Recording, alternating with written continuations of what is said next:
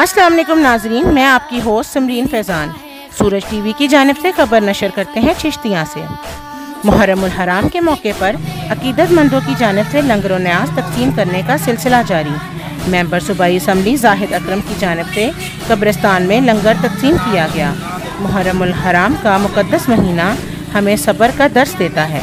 نواسۂ رسول اور ان کے ساتھیوں نے قربانیاں دے کر اسلام کو زندہ کر دیا۔ یوں تو سال کے 12 مہینے اور ہر مہینے کے 30 دن اللہ تعالیٰ کے پیدا کیے ہوتے ہیں اور ان ایام میں سے کچھ مخصوص ایام مقرر فرمائے ہیں۔ یہ مہینہ ایک ایسا مہینہ ہے جس کو قرآن کریم نے حرمت والا مہینہ قرار دیا ہے۔ اس مہینے میں حضرت آدم علیہ السلام کی توبہ قبول ہوئی، حضرت ادریس علیہ السلام کو آسمان پر اٹھایا گیا، حضرت نوح علیہ السلام کی کشتی سیلاب سے محفوظ کی، حضرت یونس 40 دن بعد مچھلی کے پیٹ میں رہنے کے بعد نکالے گئے۔ محرم کی 10ویں تاریخ کو عاشورہ کہا جاتا ہے، جس کے معنی ہے 10واں دن۔ یہ دن اللہ تعالیٰ کی خصوصی رحمت اور برکت کا حامل ہے۔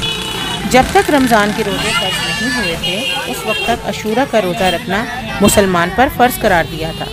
ایک حدیث میں حضور صلی اللہ علیہ وسلم نے فرمایا، مجھے اللہ کی رحمت سے امید ہے، جو شخص عاشورہ کا روزہ رکھے گا اس کے پچھلے 1 سال کے گناہوں کا کفارہ ہو جائے گا۔ شکریہ۔